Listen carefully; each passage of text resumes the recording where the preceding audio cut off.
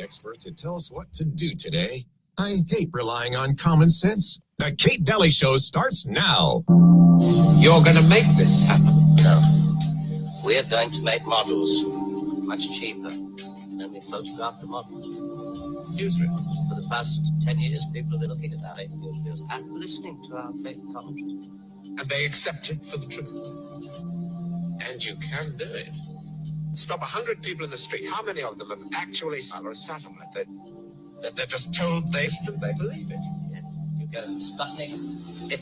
I mean, that's very, very... Our first reaction. Oh, yes. Yes, it has to be relief. You say you can put out... Doesn't anybody try to stop you? No, nobody wants to.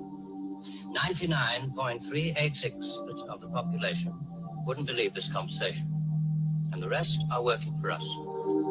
And they're the top minds, the real ethical people. Scare an ostrich, buries its head in the sand. Who scares itself when a woman buys herself a hat? You mean you scare us so that we'll buy more, so that money moves quicker, production moves up? We don't say scare when we talk about human beings. We say threaten them emotionally. And there are all sorts of ways, not just the big ones like the hydrogen bomb. Overcrowd them a little with bad planning. Sell them too many motor cars. Anything to keep them a little bit removed from reality. Nowadays, people don't work for money. They work for the idea of money. All right. I have more on this. Trust me on that one. Welcome. Kate Daly Show at your service. So glad to have you listening. I got to fix some audio here. You know, that's kind of how stuff works around here. What can I say? So welcome. And I can't wait to have this conversation with you today. I have so many things on my mind that, oh my gosh, they have to be addressed. They have to. And I want to share with you an excellent movie I saw and why. I'm going to share with you. This is from, you're looking at the picture. If you're looking online, you're looking at the picture of Newsbenders. This was a show back in 1968, and it came out of the BBC, and they were talking about the future. Okay. And this guy was kind of revealing all, right? This was like a fiction show. They called it a fiction show, but it has so much controversy to it that they actually ended it after one season. So, but you can see why. And I want to play with you why, because to me, this is a very interesting look at the things I've researched and the things that you've probably come across too. And there's more truth to this than I think people actually realize. There's way more truth to this.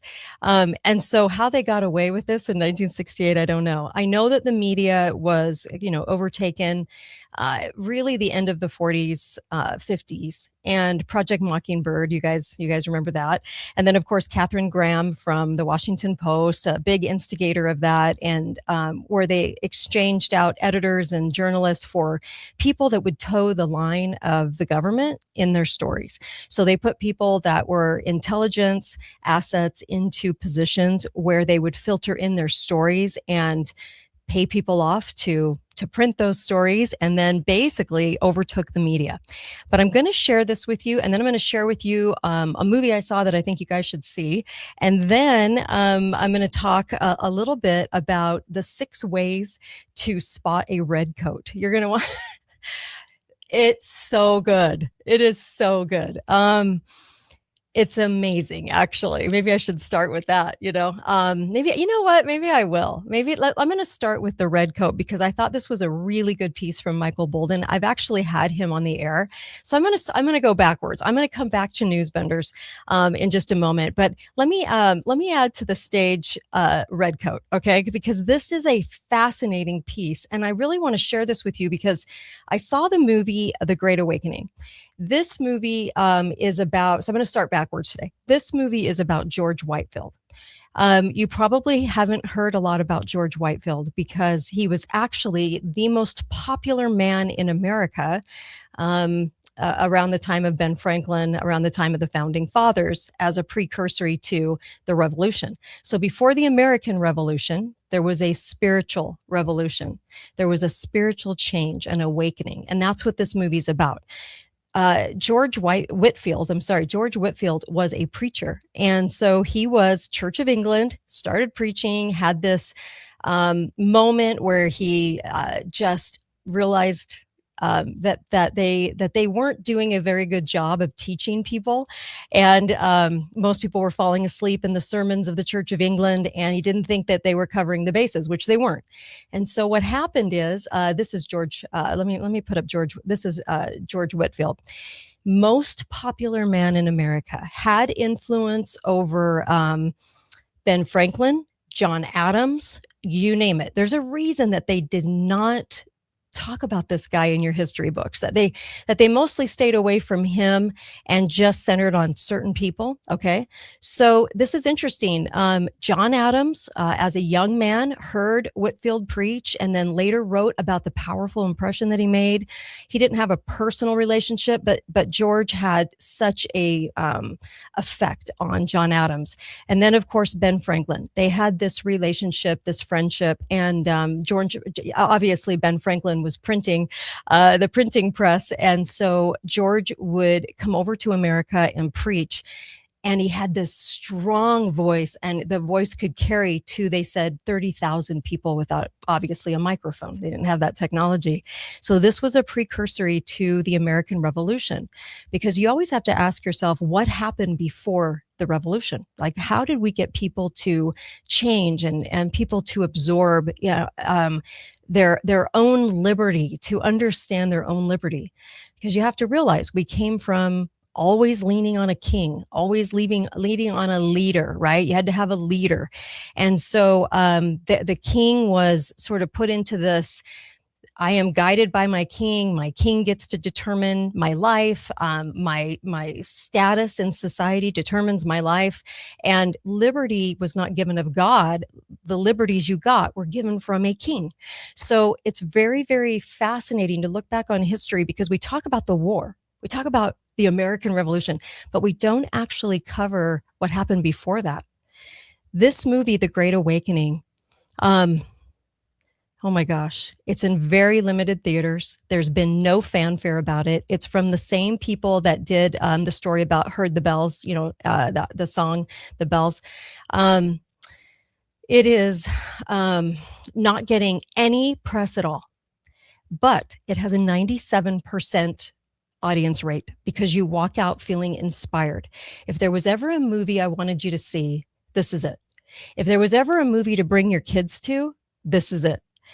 George Whitfield went around and preached liberty from God and preached people into believing in Christ, understanding what the real intention of the Gospels, the Bible. I mean, really took it to heart and was very, very inspirational. And this is interesting, but there was a statue erected of him. I think it was the University of Pennsylvania. And what's fascinating about this is that they did this statue of him. I think he died around 60 years old. But he owned the building that later became the college. Okay. And so they erected a statue of him, right? They took the statue down under Biden in 2020. And no, not under Biden, actually, in 2020, under Trump. They actually took his statue down. And this is kind of fascinating for the reason. The reason was because he was a preacher. And of course, if you're preaching God, the people at the university said that wasn't inclusive enough. You're not inclusive. Yeah. He's teaching, you're all God's children equally under the law, but it's not inclusive enough. Okay. So and also he's racist, even though he was the one that was out there and preaching against racism. He was actually preaching against slavery at the time, and where it was a mindset in the world. But I thought it was fascinating that they actually took his statue down, and there's only one statue of him. They took it down successfully because they figured that how in the world could they put up a Christian preacher and have that statue stand in America? Can you believe this? Can you believe this? It's amazing. It's sickening. It's sickening. So anyway, so this movie, The Great Awakening, is about George Whitfield. It's about his what happens to him, the transformation, how he transformed himself, and how he became the speaker. Like I said, most popular man in America at the time. Everyone knew him. People would travel so far to be able to hear him. And he did nothing but ride his horse and get to every place you could imagine. He preached in every single city, every big city in America. He was the transformation for people understanding their own liberty, grasping their own liberty, and then realizing that it came from God and that we should be in charge of our own government. Okay. Because that mindset had to happen. You had a mindset of people that were still Tories. They were still redcoats. They were still people who believed the king should hold the power and the cards and dictate what your life looks like. So I thought this was really, really fascinating. The movie leaves you inspired to do more. And I believe in that. I believe in leaving a movie that says, that you can actually feel the spirit and that you can actually feel something in and go, if one man could transform people, then you possibly can. You can do it. Because I know it feels like you're not making a dent. I know you feel like I can't even get through to anybody, but that's not the case. So the reason I wanted you to know about this movie, The Great Awakening, please buy it when it becomes available. Search for it because it's not going to come up on your home screen of your Roku. I promise you that.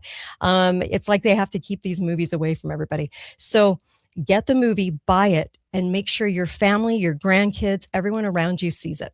Okay.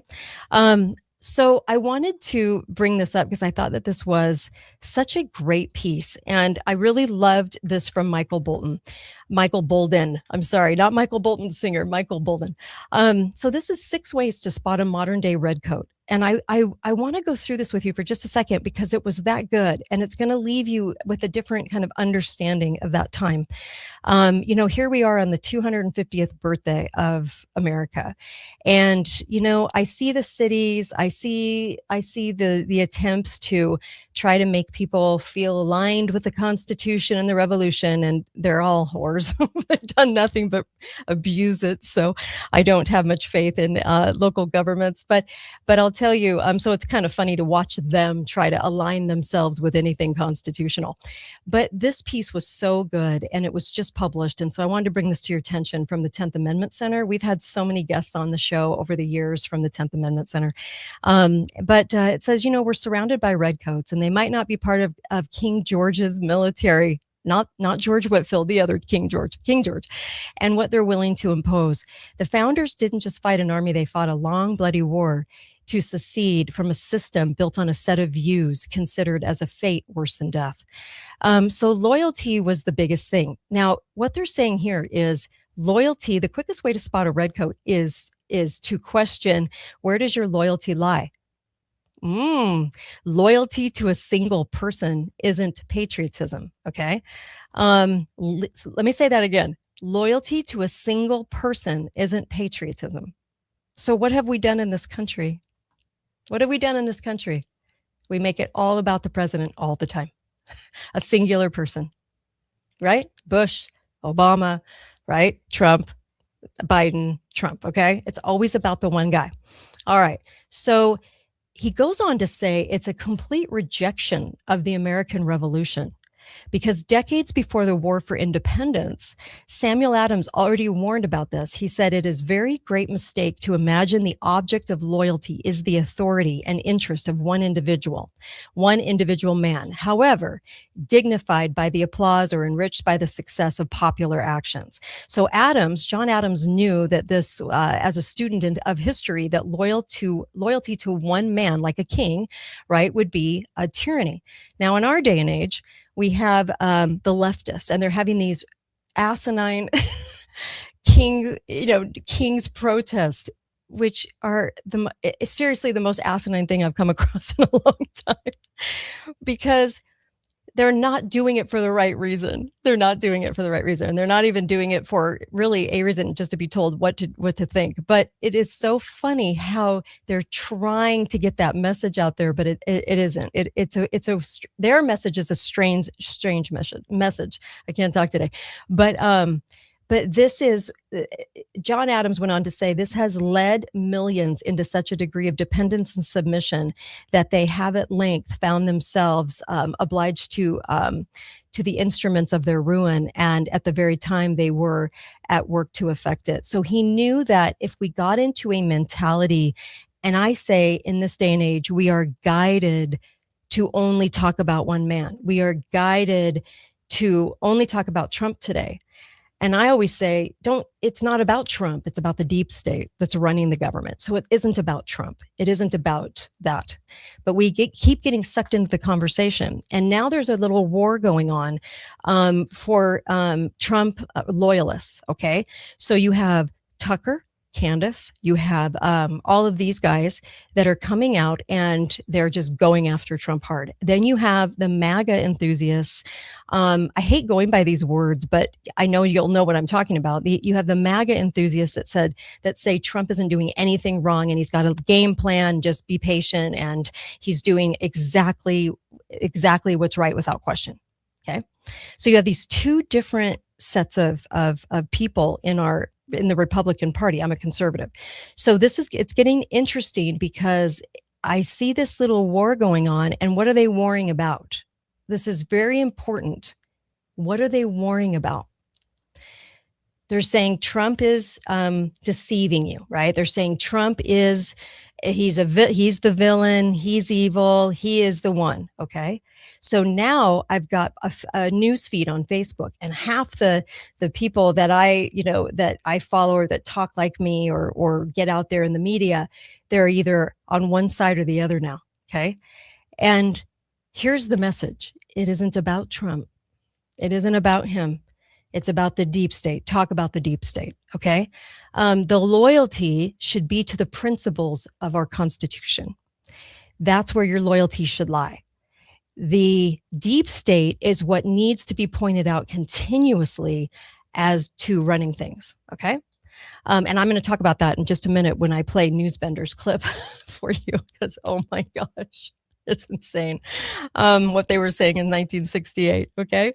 57 years ago. So he talks about loyalty, and he says, look, you're in the wrong if what you're about is all loyalty to one person and you're not looking at what they're doing and comparing it to principles, okay?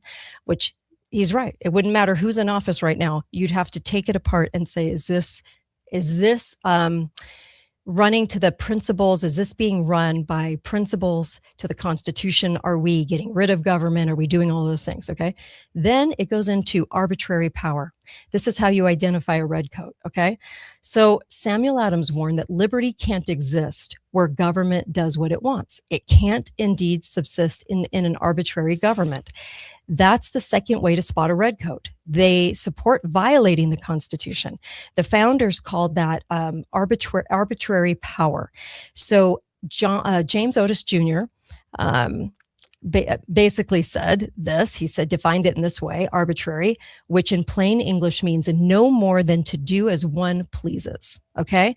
John Adams warned that you have to stop it early, the moment you see it, not later. Nip the shoots of arbitrary power in the bud, which is the only maxim which can ever preserve the liberties of any people. So because once you give in, it's like a deadly disease and it's game over. So when the people give way, their deceivers, betrayers, and destroyers press upon them so fast that there is no resisting afterwards. And that is true. That is true. I'm one of the few in my own area that warns against the people doing what they're doing, because I will tell you this: the news media in every city in America now is wired to kiss the rear ends of politicians. They are, they will not point out. So I know people think still that the media is going to point out what these politicians are doing wrong. They don't. They won't. They won't. they will kiss rear. So they will kiss the buttocks of these politicians like you can't believe. So you're never going to get the true story about what they're doing unless you listen to people that have nothing to lose, that expose them. Me. And then also the people that the whistleblowers or the people actually doing their own research. Okay. And looking into it and comparing their records. Okay. That's how you're going to stop that. Here's the next one, emergency power. You guys have seen a lot of this. They make excuses for arbitrary power. And John Milton gave us one of the most common one. He said, it's an emergency. Remember how I said emergency is being used for everything. Emergency for COVID, lockdowns, right? Violation of liberty. Emergency to take our voting, right? Our elections, commandeer the software under national emergency so that you can't find out more about it. You can't do a lot of research on it now. So in 2004, they commandeered the software and put it under national emergency. Works quite well for them. Also FEMA, always in an emergency. Okay. So Samuel Adams put it, when people with power get to decide if they have extra power or funding for an emergency, you'll end up with never ending emergencies. War in Iran.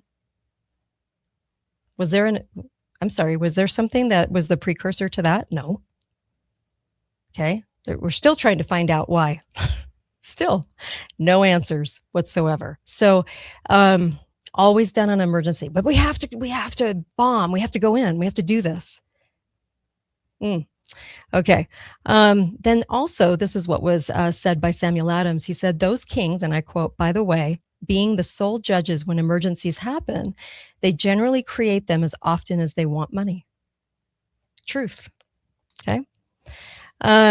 So Federal Farmer argued that even when the decision is left to the people, the trick is still the same. It's always do or die right now. Manufacture urgency, slam the door on scrutiny, and hope nobody looks too closely at what's being pushed through. And I quote, it is natural for man who wish to hasten the adoption of a measure to tell us now is the crisis. Now is the critical moment which should be seized, for all will be lost, and to shut the door against free inquiry. Whenever conscious, the thing presented has defects in it, which time and investigation will probably discover. Look a little closer, you're going to find out. This has been the custom of tyrants and their dependents in all ages. And again, it isn't about Trump. Trump's just the person they stick out in front. It's about the deep state. The deep state is the tyrant. The deep state acts as the king. They just want your eyeballs on Trump. That's where they want your eyes. They want you to debate him. They want you to pick apart what he's doing. They want you to complain about what he's saying. They want you to say he has mental instability.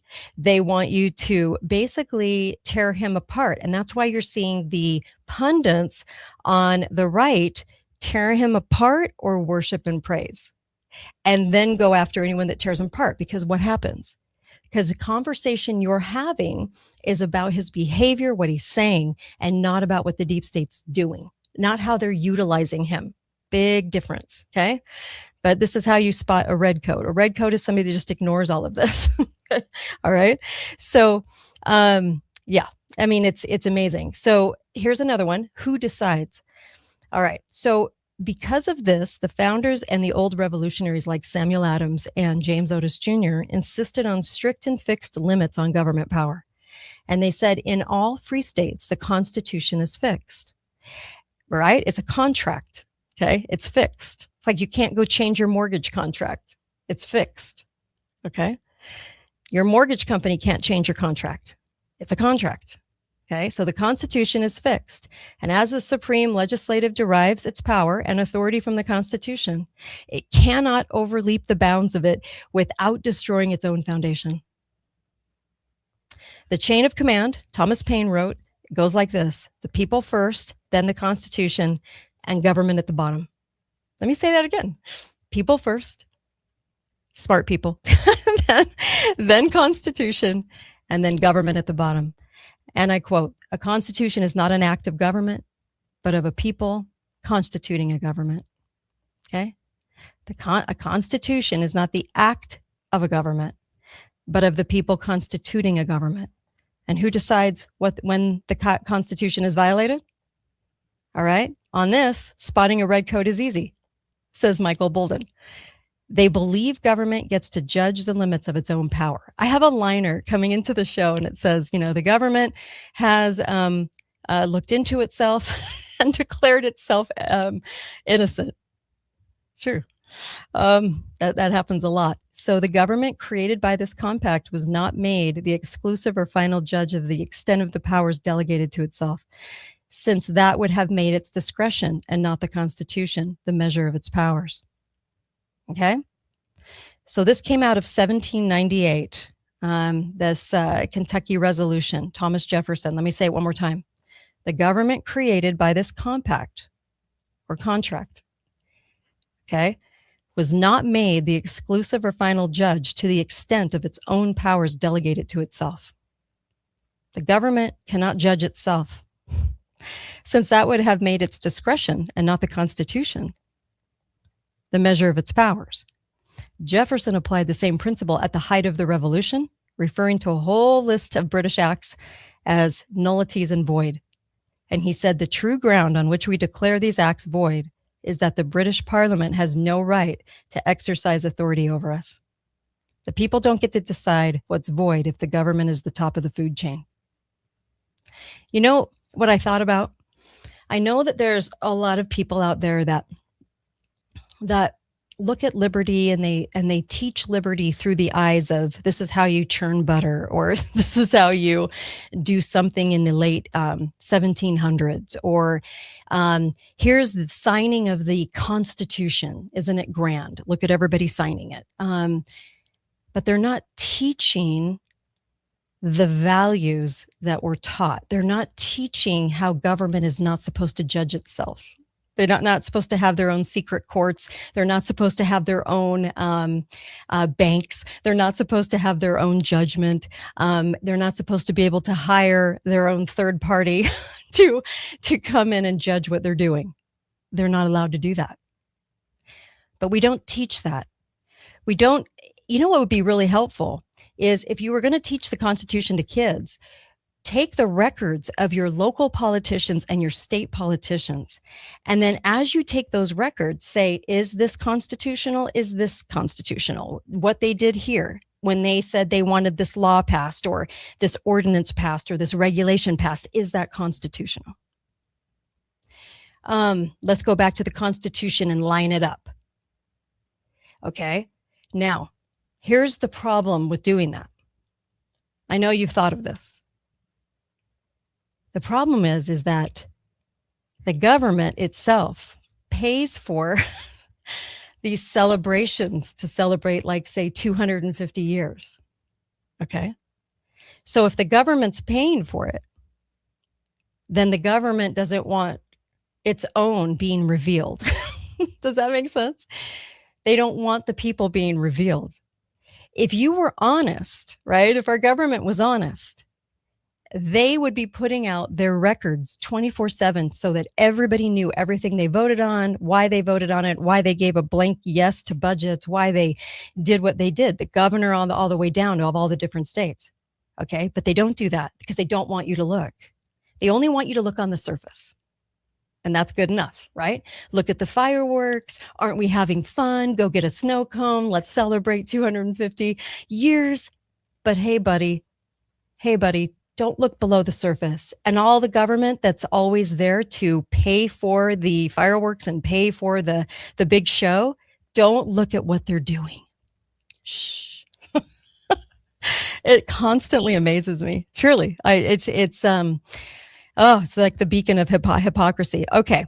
And hiding. So here's another one. All right. Standing armies. By the way, I got a copper bottle. Yeah.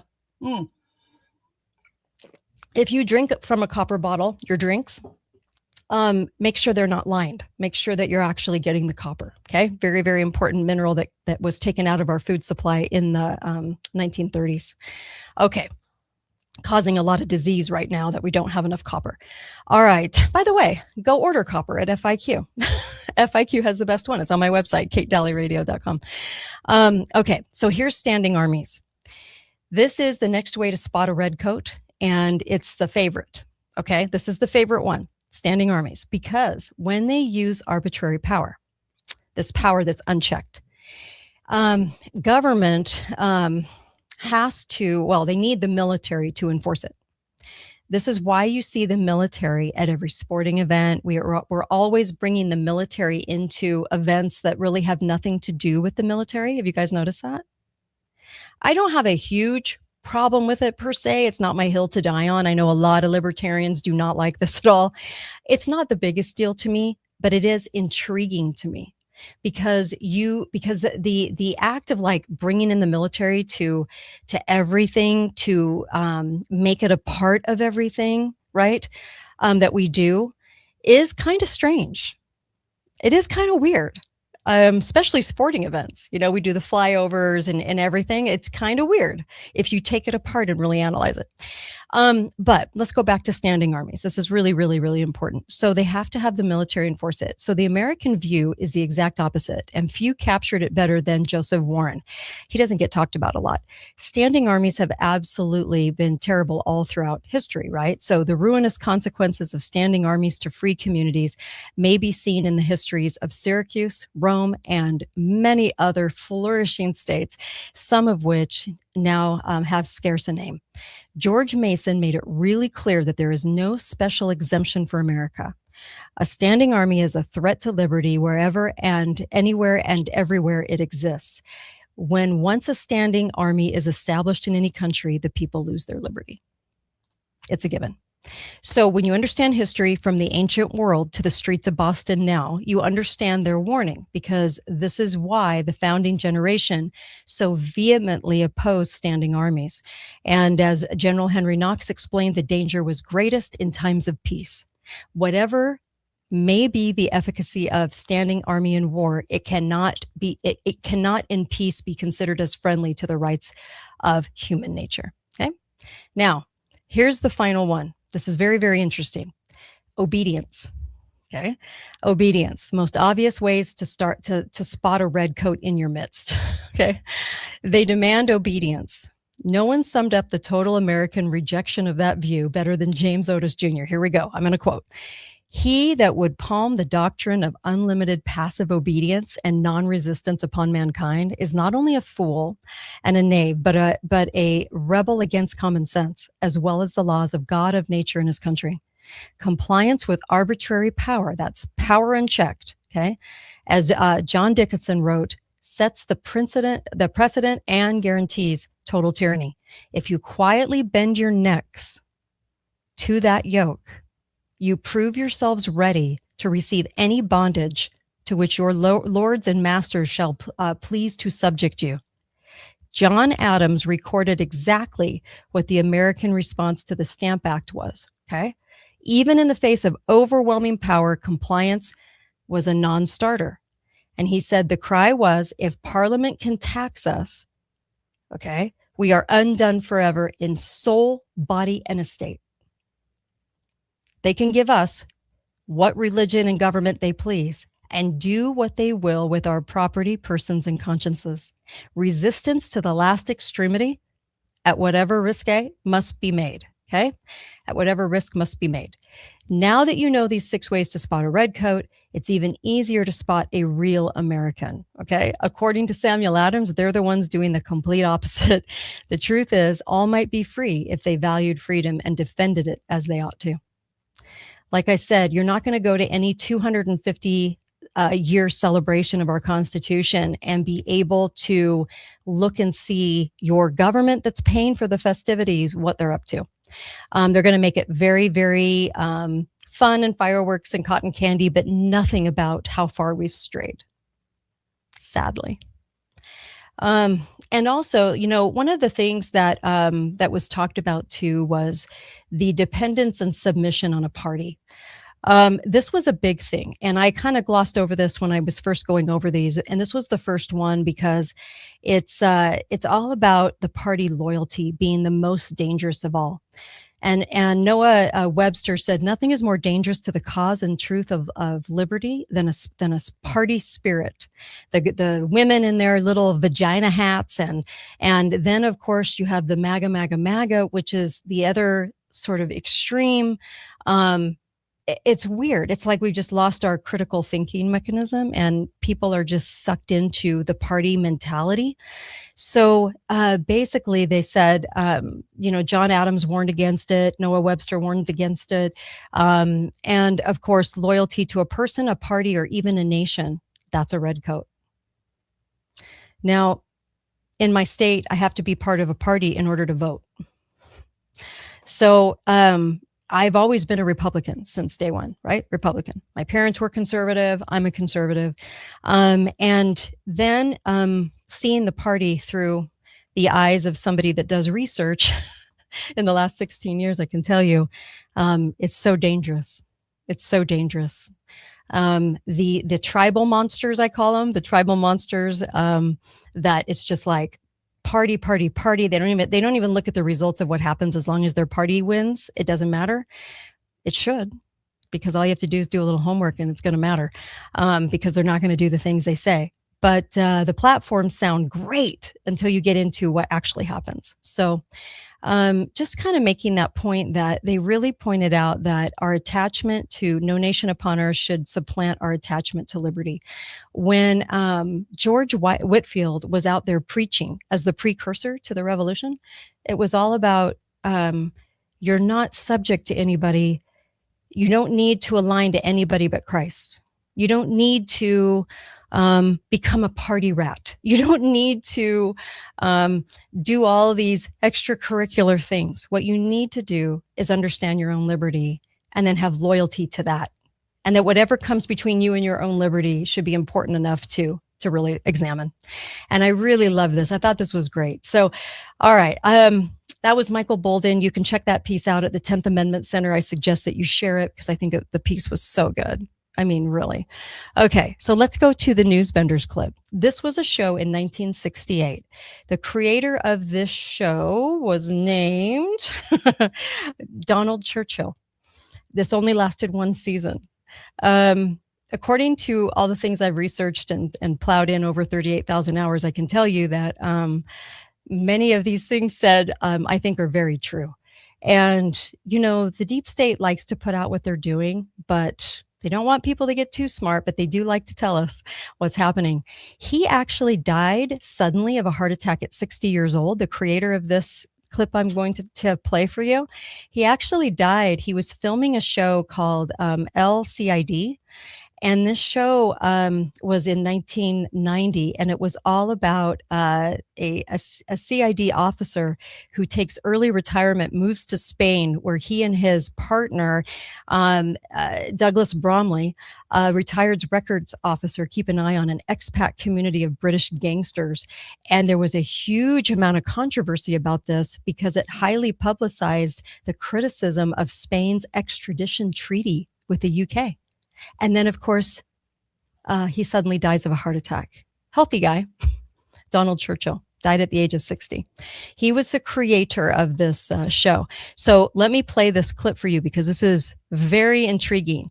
This is a deep state guy having a conversation with somebody that's coming into media, okay, where he's trying to buy this person, okay? Here you go. I mean, when did it all start? 1945.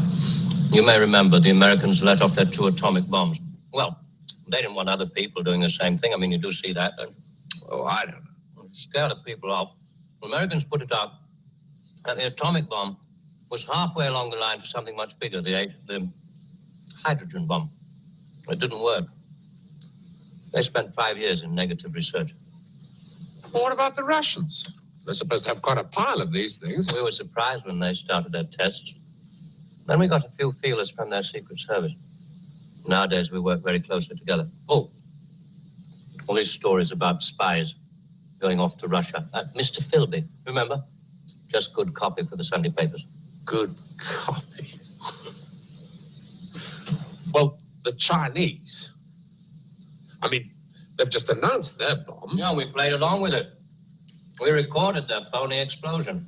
We're rather hoping the Chinese will come along, complete the pattern, you know. In Vietnam, hundreds of people are being killed every week. Well, you can't do that with your models. No. And you can't cure people of bad habits in 2 generations. They like to carry rifles. They like to put lines on maps. And we let them because we control the situation. There's no danger of world war. Just a simple choice for everybody. Capitalism or communism. Strawberry or vanilla. It all adds up to the same thing now we've got rid of the big bangers. But how can you be sure that Johnson, Kosygin aren't working on other things? Poison gases, bacteria. Pathetic man of your intelligence. You don't want to destroy the world, neither do I. What makes you think that presidents are different? Well, they've made some pretty good stabs at it in the past. There wasn't the right sort of control then. Nowadays we know better. Politicians are easy to control. The grosser mentality boys who like to be photographed getting in and out of Daimlers in Whitehall. They come right at the bottom of our organization. A few rungs up the ladder, there are the people in the top secret factories. Just those in a position to know they're making weapons that don't really work. Well, there must come a time when somebody wants to use one of those weapons. I mean, somebody is standing there with a finger on the button. Well, that's the beauty of it. Nobody presses the button. Isn't that interesting? Nobody presses the button. You know, I've said this for, a number, I think a couple of years at least, where I said I really highly doubt that your finger on the button is the button that actually sends what we think it's going to send. Why do I think that? Because for over 70 years, they've used the fear of it to take away all our liberty. You know, it's funny. I'm getting a lot of comments on Facebook, and a lot of them are like, they hate Trump, right? They hate Trump, blah, blah, blah. It's not about Trump. If you're debating Trump, you're brainwashed. Okay? They want you to debate Obama, Biden, Trump. They want you to debate these people. They want you to hate them or love them. It's not about that. Look beyond that. Okay? If you find yourself hating on Trump, you're as brainwashed as people can be. Okay? It isn't about that. They're merely the puppetry that they stand out in front. Okay? The deep state's running stuff. Trump and Biden and Obama and Bush didn't run a thing. They don't run a thing. This is all decided by the people behind the White House. Nothing happens unless they're told to. So this whole big controversy about Trump and that Trump's latest move, it's the deep state's latest move. You got to get yourself out of the brainwashing. All right. Tells me volumes about you if you say, if you're just hating on Trump, it's ridiculous. Okay. Let me keep going with this clip because he's basically saying they're lying about the bombs. They're lying about basically everything to you. Okay, here we go. The beauty of it, nobody presses the button. We control all the crises. We build them up and we shut them down. We. Again. Yeah, I'm coming to that. Near the top of the hierarchy, there are the economists, top civil servants, top brass in the military. Those men who are supposed to view the nuclear tests and so on. And above them, CWNS. Right at the top. Classified World News Service. Just who the hell are you? It's obvious, isn't it? Just a very few of the top people in communications in every major country in the world. Oh, you mean you run all these magazines? No, of course not. We just get them to take some of our copy every week. Television is much more important to us. All happens so quickly. You say you can put out what pictures you like on television. Doesn't anybody try to stop you? No, nobody wants to. 99.386% of the population wouldn't believe this conversation. And the rest are working for us. And they're the top minds, the really responsible people. They know they're guaranteeing the lives of their grandchildren the only foolproof way. Scaring the hell out of their grandchildren. Well, I won't buy it. You must admit there has to be some kind of control in this world of ours. Look at that. And remember that 1/4 of the world is starving. There are the full bellies and the empty bellies. Some of the empty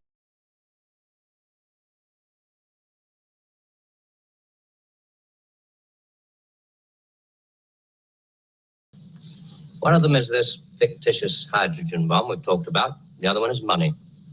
Enough money to fill some of the empty bellies and put a hopeful smile on the faces of the others. A great wall of money all around Britain.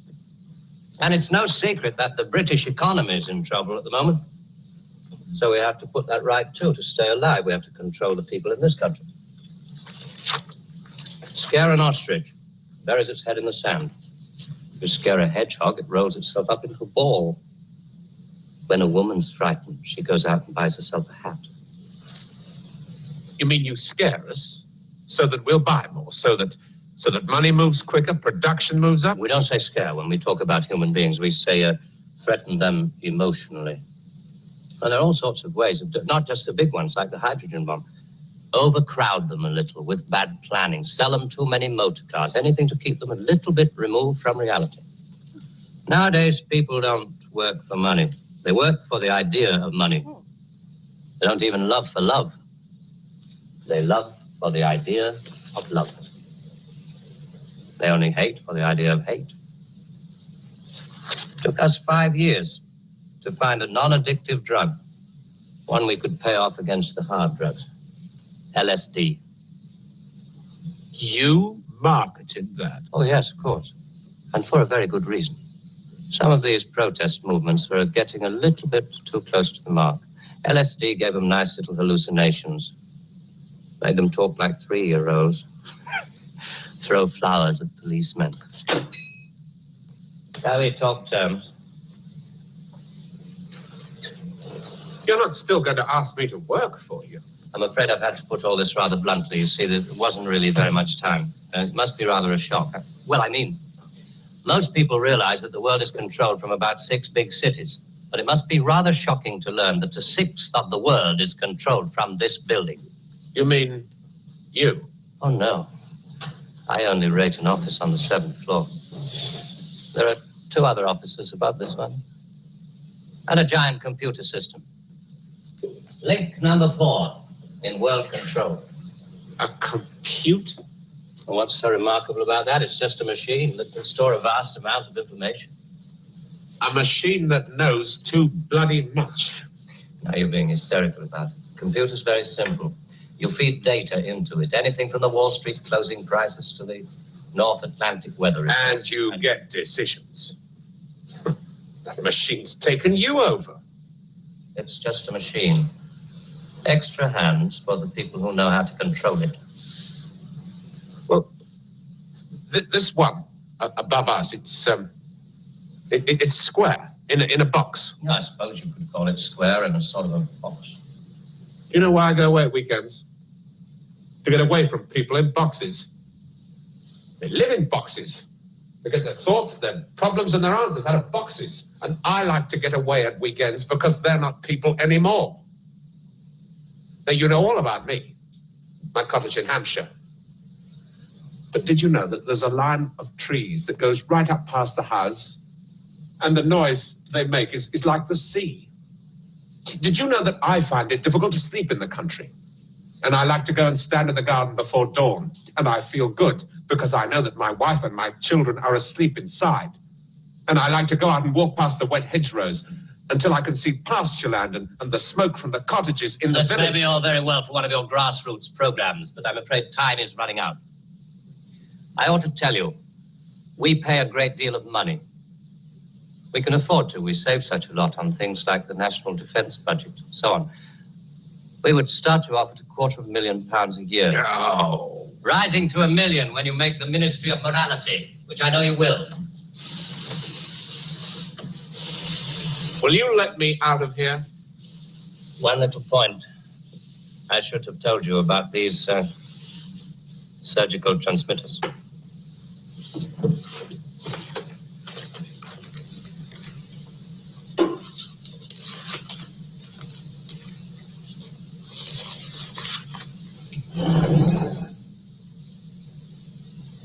There's enough of this stuff inside you at this moment to kill 6 people.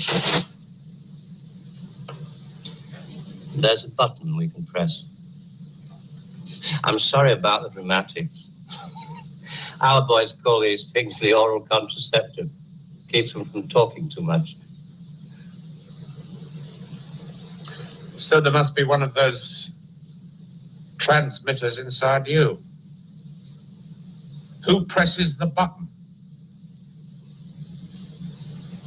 Extra hands.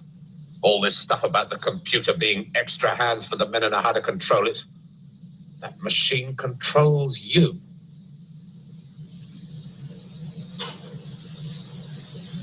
You start on Monday. You start on Monday. Before this, in this like 30-minute show, the Newsbenders, this played in 1968. Only one season of it, and it was canceled by the BBC. It talked about the moon landing. Everything that they were doing in space wasn't real, and that it was basically central casting, and that the bombs that we talked about so fiercely in the press, and the finger on the button of the bomb wasn't real. We've talked about that on the show because people were very skeptical going over to Hiroshima and saying, this wasn't a bomb. There's no way. This was just your normal average bombing, of that our planes do all the time. This was not what they're saying it is. And so very interesting show. And I urge you to check it out because so much was said.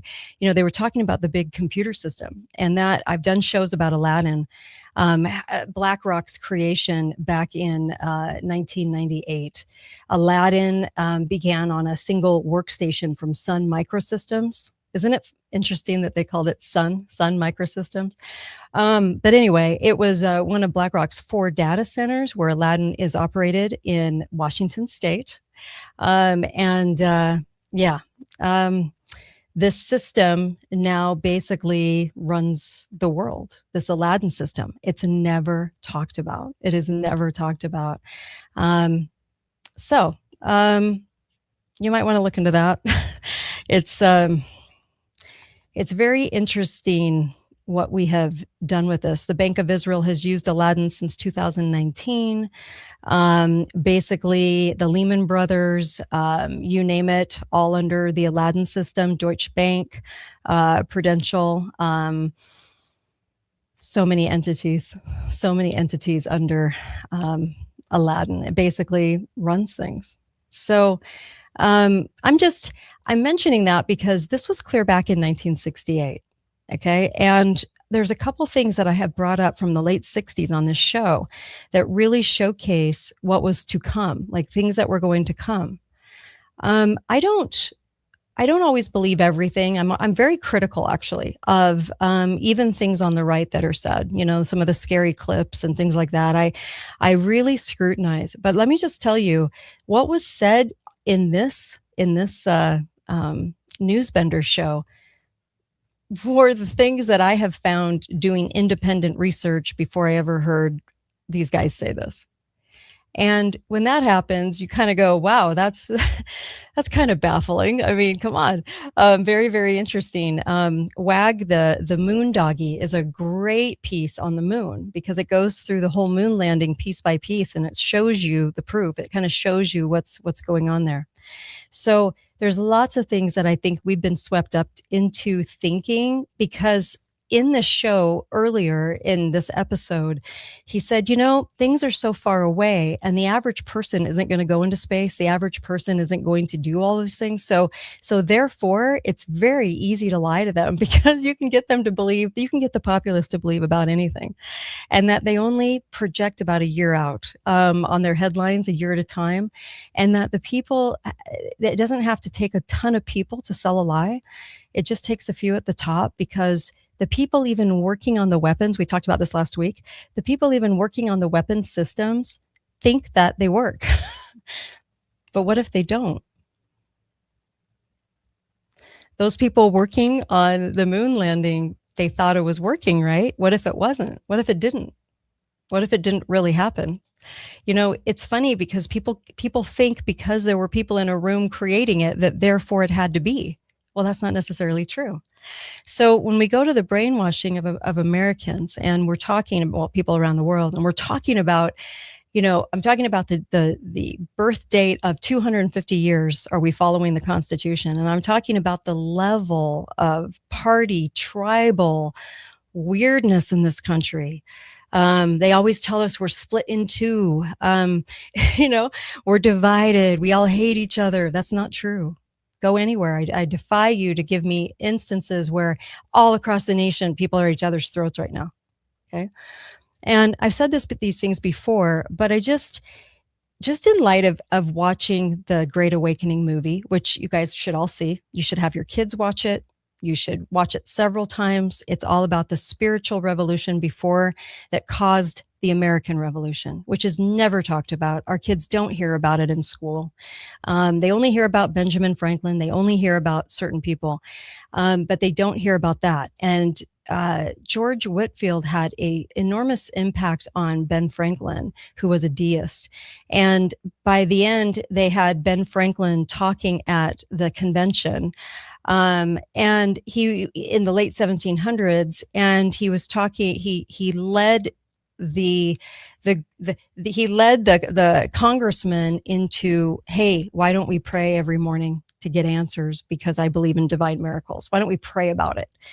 And it really was a game changer, because up to that point, they were having a hard time deciding what this Constitution was going to say, how it was going to define for the future of us, to define how we limited our government and to define the role that government was going to have in our lives.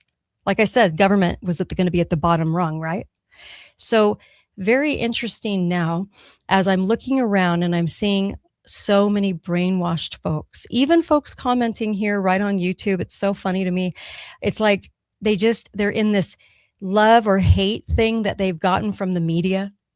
This love or hate thing that the actors of central casting and government have caused us to reflect on daily, the drama, the Days of Our Lives soap opera, and not really gotten to the point where they understand that none of these people are running a thing. I really don't think so. I think that the people that actually run the show are the ones we don't talk about, the ones whose names aren't mentioned, the groups that meet and decide our foreign policy. The president doesn't decide that, so very, very interesting. I will take some phone calls on this. Hi, caller. Welcome to the show. Go right ahead. Yeah, let me turn you off here. Sure. Okay. I'm so glad you took my call. Yeah. This hate Trump, love Trump. This is all a straw man argument. Mm-hmm. What we're trying to do is judge everybody. Bolden's presentation was excellent. Thank you for presenting that on the 6 redcoats and citing all those founding fathers. They never gave an exemption, immunity to a particular president or all presidents, whether there's a conspiracy behind them or not. Mm-hmm. They're all what we're doing. The false flag here about hate Trump. We're asking for justice. Mm-hmm. We're asking for him to be judged by those standards that you cited in your presentation: the God's law, the Constitution, the principles, ideology of liberty. We're asking all of them. Now, this is extremely important. What I'm going to say, you've done a great job promoting liberty over the years, but you've come up with a scheme that is one of the greatest gifts you could give the grand conspiracy if people followed it. And it's an ideal. Let's classify the conspirators in 2 groups. One is the ones executing the conspiracy, the politicians and everybody in out front. And then the conspirators behind the scenes are calling the shots. They're giving the orders. Right. So we have 2 groups now. There's really 3 groups, because there's some that are probably carrying out the orders that are also giving the orders. Now, you can't to say that the ones executing the orders are immune from justice, from prosecution and so forth, is the greatest gift you could give the ones behind the scenes. Oh, nobody has said that people shouldn't be. You have to go after all of them. The way you get to the conspiracy, the ones behind the scenes, you have to expose the people out front, and then find out who's directing them. But you don't give immunity to the presidents of the United States. You don't give immunity.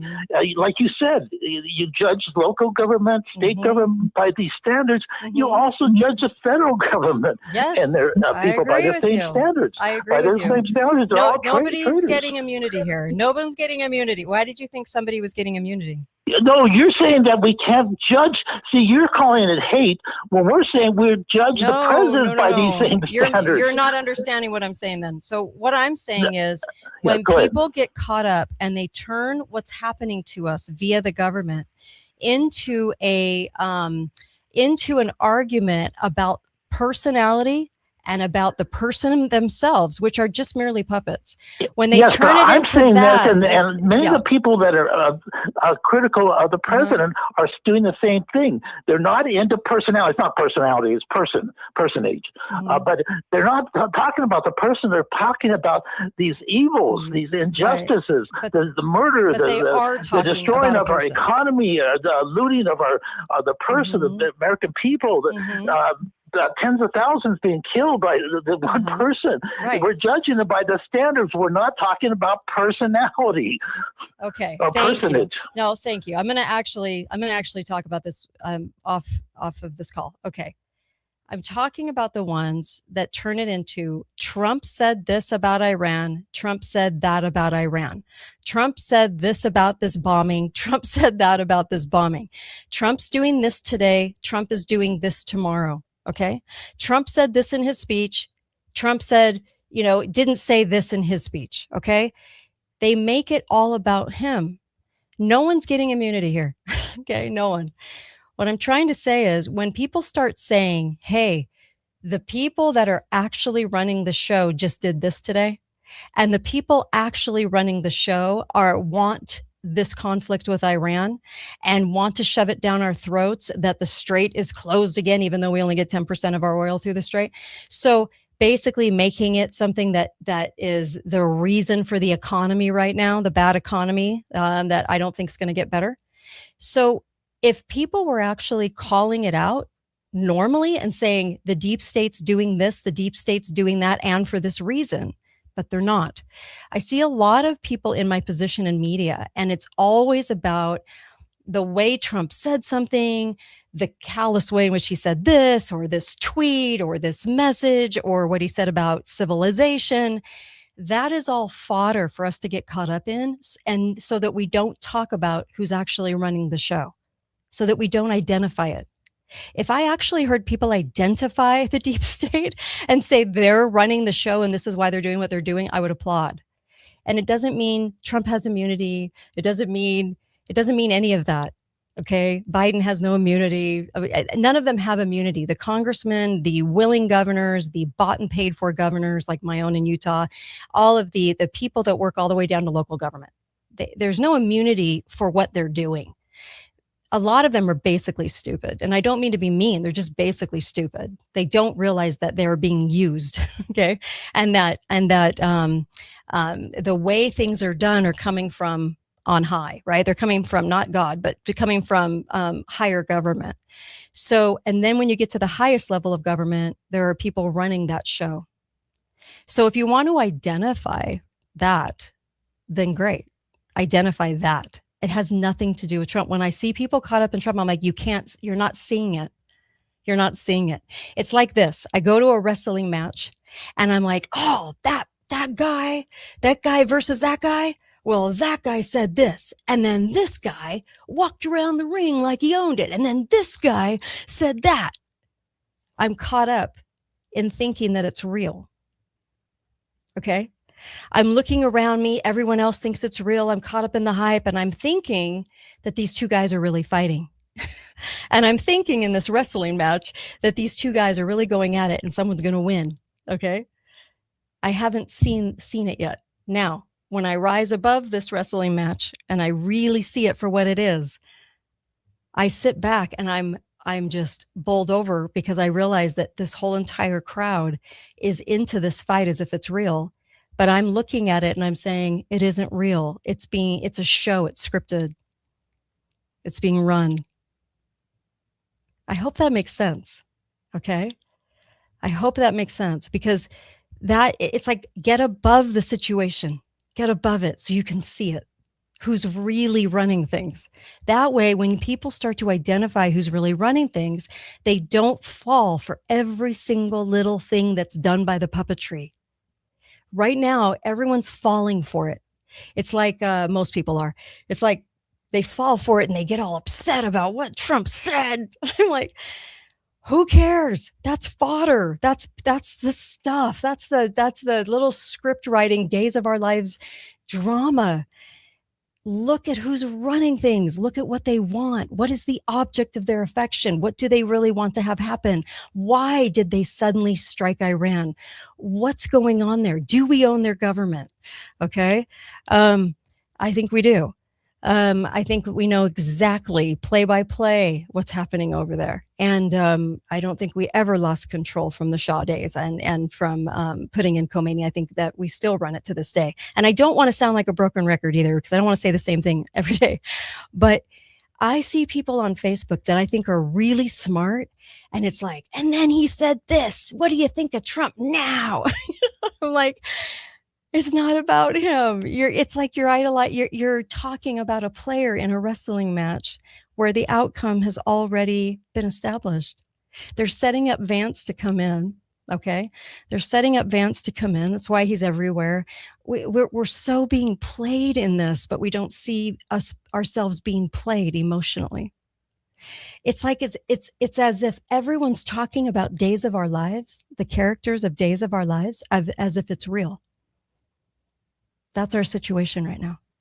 So everyone gets on Facebook. Can you believe that she said this to him and then he did this to her? And everyone is debating it as if it's this reality.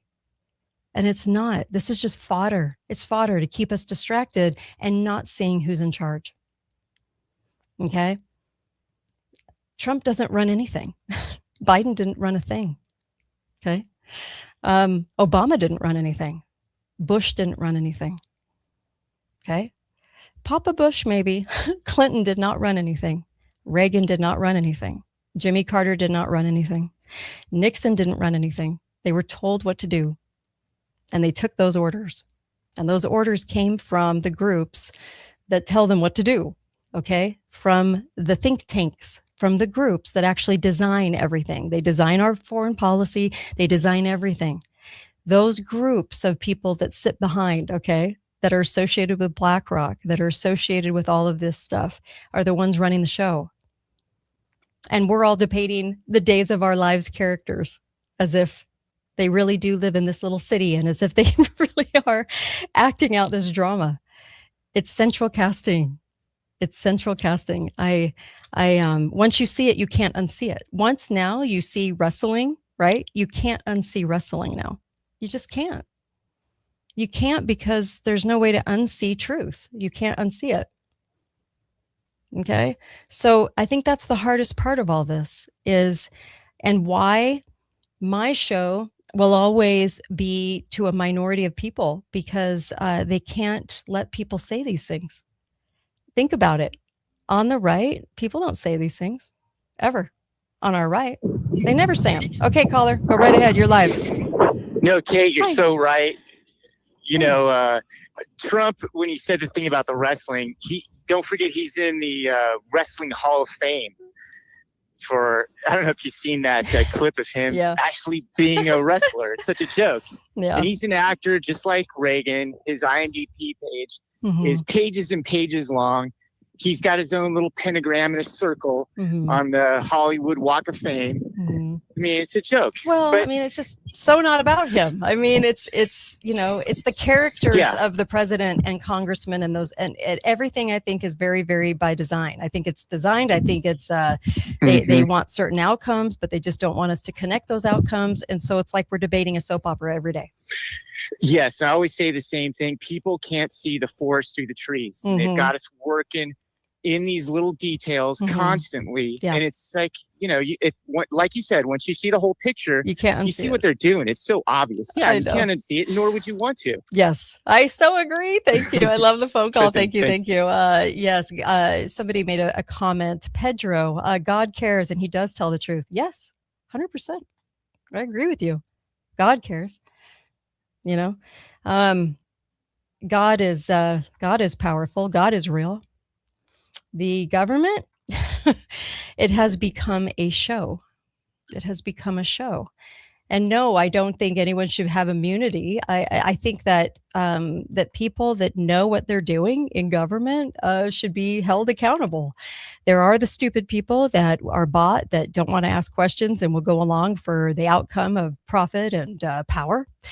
They should be held accountable too because they're in that position. But look, it's all about identifying who it really is. And when we talk about who it really is, it's kind of like this guy in the Newsbenders clip, you know? The world is really run by 6 cities. The world is run by a pretty small group. When you look at the populace, it's a pretty small group of people. But they would never be the ones out there showing themselves, right? So what do? What would if you were the deep state, what would you do? Maybe this is a better way to talk about it. If you were the deep state, wouldn't you sort of take the power away from the president and Congress and the Senate and the judges?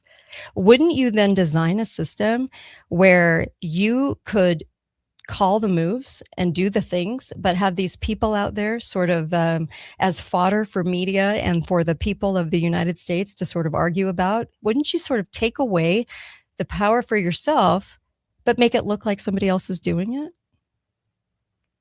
I would think you could be really efficient as a deep state if you had everybody arguing over what Trump tweeted rather than identifying the fact that there is a bigger plan going on right now with this Iran thing. Okay. There's some land grabs going on and they're lying to us by telling us that the Strait of Hormuz is a do or die situation. Okay. Europe gets zero oil out of there. Why are their prices sky high? Why is Germany at $11 a gallon? Okay. So there's no reason for it. Why is our gas so high? There's no reason for it. 10% out of the Strait. Are you kidding me? And we're jacking up all the prices all over the country. And we're pretending that we're in a crisis and that this is now going to get into even higher food prices for us and shortages. And it will be explained by the Strait. It's comical. It's comical that we believe it. Not that they're saying it. I expect them to say it. I expect them to lie to you. I expect the government and the media who will work together to lie to you. Okay? The Strait affects prices globally. That's what they want you to think. All right? That's what they want you to think. Not everything comes from the Strait. They did this in the 70s. They lied to us about an oil crisis. Straight up lie. And told us that we just basically didn't have any resources here. Why are we exporting our gas here? Our oil here, huh? So they want to pretend that everything's out of the Strait. Yes. It's not. But they do want you to believe it. That way you have a reason for everything that's happening to you right now. So, yeah, mine is a lack of basic knowledge. No, it's not actually. I study quite a bit. A lot of lies are told. Go back to the 70s. There's lots of lies there. You can figure out how the oil crisis got lied about clear back in the 70s. All right. So, you know, I play this Newsbenders clip today because this was such an interesting show in the UK.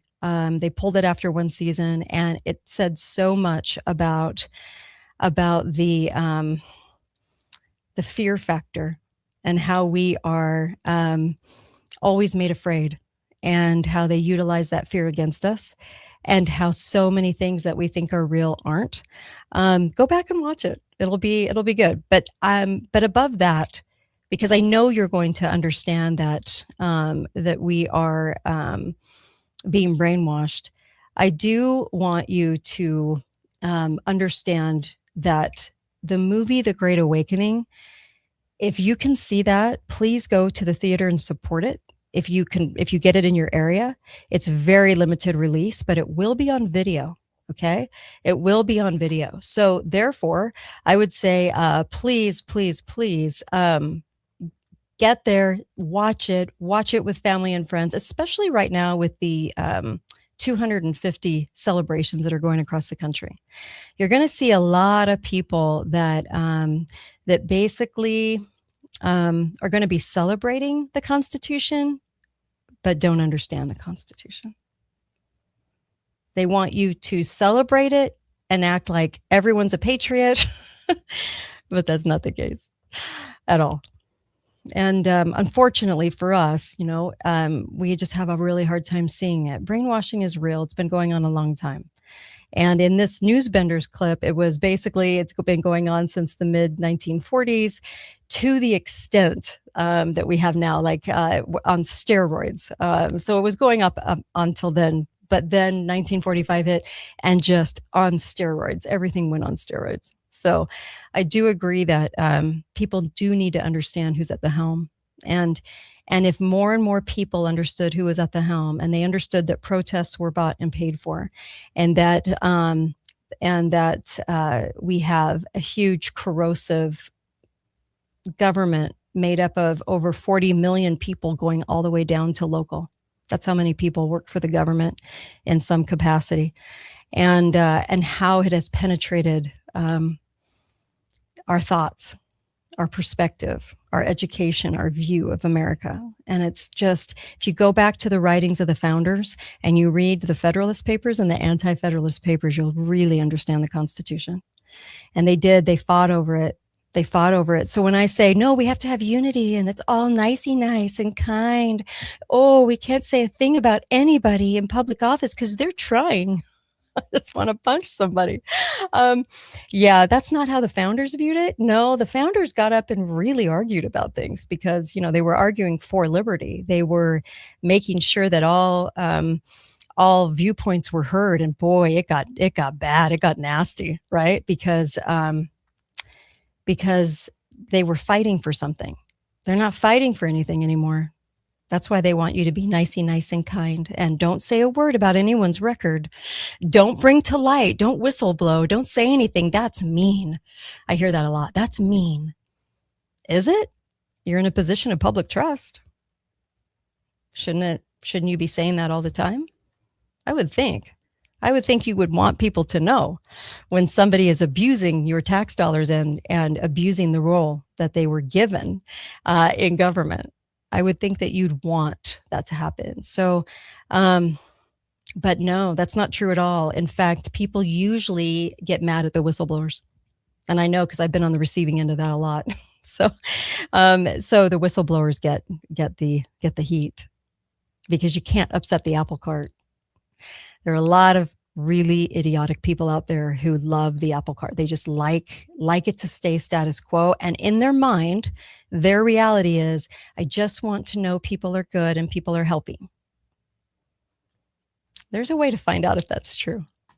Do you want to know the truth? That's really what people should want to know. By the way, Mel Madison is coming on next week. He'll talk about the economy, and hopefully we'll get Suzanne on this week or next. And of course, Chris Ann Hall will be visiting us again, especially right now while we're celebrating the 250 birthday. And of course, go see the movie The Great Awakening, or buy it. When it comes out, please find it and buy it and watch it over and over again. It is truly, you'll walk out, it's all about God. And truly, you'll walk out feeling like you can do something. And the thing that you need to do doesn't have to be huge, but you can affect what's happening. And we can maybe have people less brainwashed in the future. By the way, go to cardiomiracle.com. This is the supplement I wish I'd been taking this whole time. When I found it, I realized that it had so many times more of the fruits and vegetables than any other product like it. And I was like, why did I not know this? I take 2 doses a day. Cardio Miracle delivers the nitric oxide to your system that you need, and helps with stress. It can help you lose weight because with me, I sip on it all day. I do it in the morning and then sip on it all day, and it actually keeps me full. But those fruits and vegetables are going right into your body. Okay. Also, check out the expose I did on the beginning of disease and how we were lied to in the late 1800s, by the way. You need to check that out. I did a show on it. It's on YouTube, it's on X, and it's on Rumble. And it's all about the lies that they told us when they did their studies on diseases that hadn't even shown up yet and that didn't show up for yet another 50 years. Go check that out. Also, go to mypillow.com. Code word is Kate. They have fantastic bedding. It makes for great presents, graduation, weddings, all kinds of things.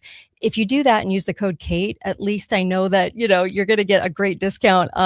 But you're also getting it for super cheap right now because he's doing a huge blowout right now. He always does in the spring, and it's happening right now at mypillow.com. Use the code word Kate. Cardiomiracle.com/Kate. Order up, try it. It has a 30-day guarantee. And plus you're helping me stay on the air, which is great. And then also get the ebook. The ebook is vital. It's very, very important. This ebook, I can't stress this enough. If you want to deal with cancer, I have to be careful how I say this because of YouTube. If you want to deal with cancer without pharma and what they're going to give you, go get the ebook. Okay, it's at katetalks.myshopify.com. The link is right on my website, katedalleyradio.com. Click on it and buy it. Okay, this guide is amazing. This came after over 100 interviews with the most amazing holistic doctors. It came as a product over years of research and study, and it was what works and what doesn't. Okay, what works and what's snake oil. All right. So I know you don't have time when you get a diagnosis. It also serves as preventative too. But when you get a diagnosis, you don't have time to sit there and try every single product that people are going to bring to your doorstep. You just don't have time for it. And you don't know what works and what doesn't. And sometimes when you try a multitude of products, because they don't work, you get really disillusioned. And there are things that are working right now. I'm seeing it with my own eyes. Friend of mine, really good friend of mine, and people not resorting to chemo and actually coming out of it healthier. So, can you deal? I'll use that word. Can you deal with cancer without pharma? Oh, please, yes. Please do it. Please go look at this book. At least give it a read. And it's only about 15 pages, because it's dialed down to exactly what to do, who to listen to, who not to. It's awesome. And who to go to. Yeah. Who I trust. So check that out at katetalks.myshopify.com, and you'll be so happy you have this information. And it's updated all the time, so you get the updated version of it too. That's always sent to you by email as well. So I really appreciate you tuning in. Go to katedalleyradio.com. I do need help staying on the air. It's gotten really fierce and really hard to do this. So yes, I will get in touch with Ben. Thank you very much, Angel. And please support this show. I'm one of the very few that's not bought, so please support it. Thank you for that, and really appreciate all those that have helped. You know who you are. Thank you so much. It means everything to me. All right? Everything to me. And I thank you for tuning in and listening today. Share this with a friend, and I'll be back tomorrow.